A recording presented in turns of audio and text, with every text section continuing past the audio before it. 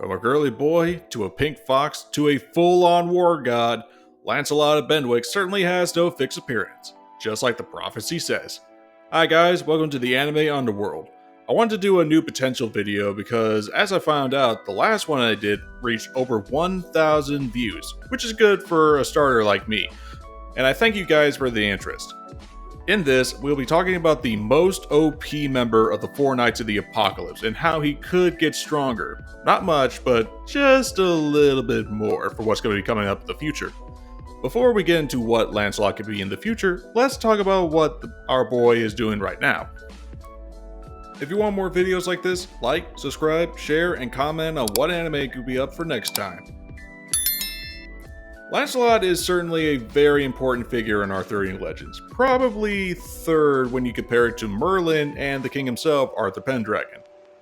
From best man to complete homewrecker, Lancelot has a story of desire and betrayal. However, in this series, Lancelot is way different. Son of the fox and Bond and the fairy queen Elaine, Lancelot is one of the few fairy hybrids in the new series. The others are his cousins from his Uncle King marrying the giant Queen Diane, but Lancelot is the first fairy and human hybrid. The others are just fairy and giants. At age 10, Lancelot could destroy and lift boulders, easily mind you, and this is a child of a human and a fairy, two of the physically weakest races ever in Seven Deadly Sins. How is this kid so strong? Well, luckily, his dad is Bond. A little recap. Bond, during the final days of the Holy War in the last series, went to Purgatory to rescue Meliodas' personality from Purgatory, aka Hell. Bond went to literal hell to save his best friend. Luckily, Bond is immortal, so his body got used to the scorching heat, the chilling cold, and the poisonous winds after about 500 times. I don't know how long he was there or how many times he kept dying and coming back. IRL, Bond was gone for like a day and a half or maybe just half a day. However, Purgatory has a weird time flow. 1 minute in real time is 1 year. That's right. It might have been half a day that he was gone, but for there it was centuries upon centuries of a living hell. Luckily, Bond was immortal because he drank the Fountain of Youth and could regrow his limbs and entire body from practically anything. Bond's body adapted to the hellish landscape, even going face to face with a literal demon god once he came back.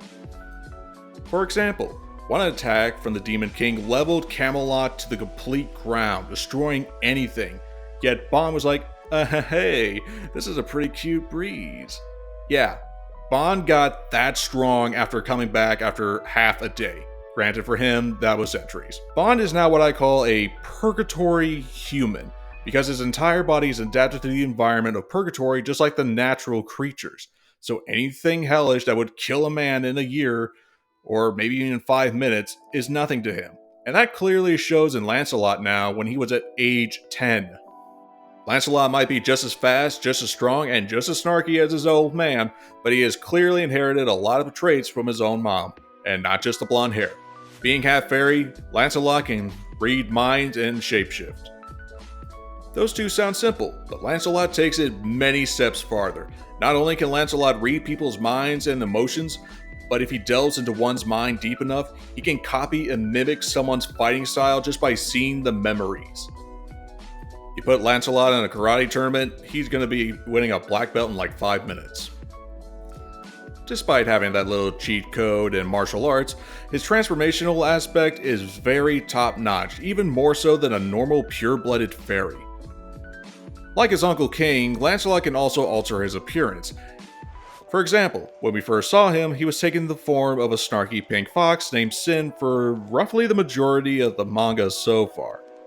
But he also can turn into a normal, looking back at these, these are not really normal. These are ugly. These are very ugly fairies. But you get what I mean. Lancelot can alter his appearance just like a fairy, but have you noticed that when he's normal, Lancelot can't fly or levitate? He doesn't even have wings. King and Elaine were without wings for a while, but they could still levitate. Lancelot can't. However, When he transforms into a fairy, only then can he actually fly like a regular fairy can. And here's why.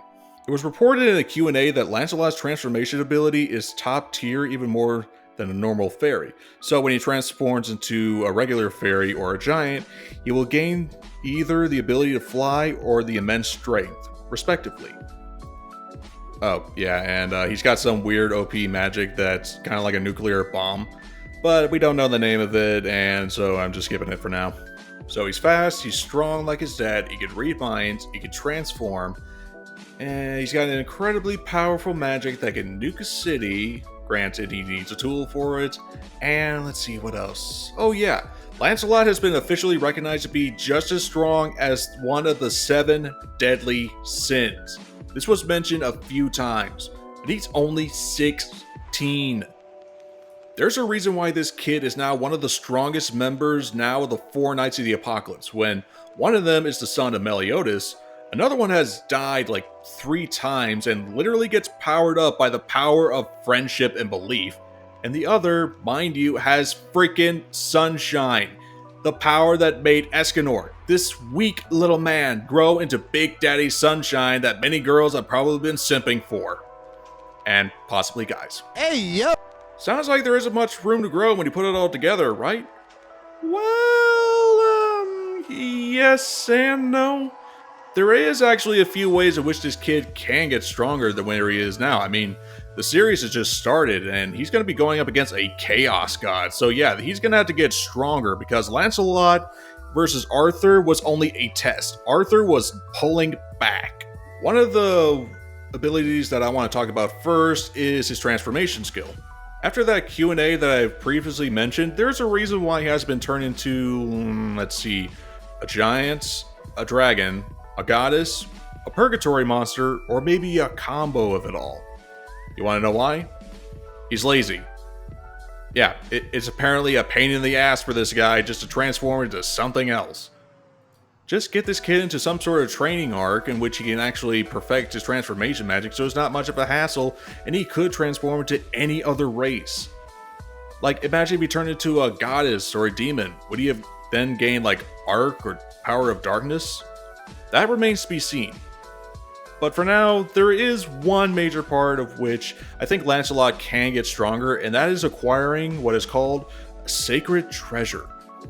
For those who need a little reminder, sacred treasures are very powerful magical weapons made by the legendary giant craftsman Dubs. Losfane, Rita, Gideon, even Gother's magical energy bows were all made by this guy, somehow. And they were all meant to draw out more power for more powerful attacks. Lancelot is very strong on his own, but since he's canonically looking for Dubs, this kid could gain a new weapon to draw out more power for more strong attack. Now, I actually forgot to mention this part in my first Tristan video, so I'll talk about them now. Whenever Lancelot uses his magical attack Shining Road, he needs a tool to do so, and the vast majority of the time, it always breaks. And since Lancelot is looking for Dubs, this giant could probably craft him a new weapon to suit those attacks so he can just constantly do nuke after nuke. In the future silhouettes, we see 3 of the 4 knights in there with new weapons. Gawain, who looks very masculine and very, not like this, has a large broadsword, which means that if Gawain is managing to master Sunshine later on, she could be getting a new weapon similar to Escanor's old axe, possibly with some more abilities to pair well with her new magician skills. Next up is Tristan, who is holding a very large sword too, but if you look closer, the blade looks like it's made out of Arc, his goddess clan magic. So Tristan could be getting a new weapon, but it's mostly just coming from the handle. You could say that Tristan will be getting a lightsaber in the future. Moving away from swords and back to Lancelot, his silhouette indicates that in the future he's going to be wielding a spear, which is not the first time, so it makes sense. But what is his sacred treasure going to be able to do? Well, for me, during the beginning of the series when we first saw this silhouette, I kind of predicted that Lancelot is going to be obtaining his own spirit spear, just like King, Dahlia, and Galaxinia. meaning that Lancelot could potentially be the next fairy king, chosen by the last of the few gods made by chaos in this realm. The spirit spears of numerous fairy kings are very powerful. Not only will they be strong enough to withstand Lancelot's power, but the various forms it takes means that Lancelot could gain new weapons for battle. Like, say, armor, a nuke blasting flower, a giant animal guardian, numerous swords, but imagine all that enchanted with Lancelot's own magic power. Okay, so mind you, this is only just a theory, because we still have to see what King of Diane's kids are going to be capable of, but until then, I think that Lancelot's sacred treasure could be a spirit spear from the sacred tree, or the giant craftsman Dubs could need like some material to make a replica. I say spirit spear because it ties into one of Lancelot's legends. In the legends, this knight is able to master pretty much any weapon he comes into contact with. He once fought a knight named Pelot, and he fought with only a tree branch at one point. A tree branch. Now in the manga, Lancelot can easily mimic any sort of fighting style. Weapons include a sacred treasure like a spirit spear, and it could make so many instances in which this kid is going to be running his enemies away so easily. And also, if he runs out of magic power, if that's even possible, it's always nice to have backup. With all this in mind, it's not hard to see why Lancelot is the Knight of War. He's got the battle prowess of Ares and the genius intellect of Athena. This isn't just the Knight of War, but a full-on war god. Given his infamous story of stealing Arthur's wife, war is definitely on the horizon for Camelot. And that concludes this video. Next time I'll try to get to Gawain, because Percival seems to be having a lot more progress than is happening right now in the manga. If you like this video, well, just comment and tell me what you want to see. Until then, I'll see you next time, mortals.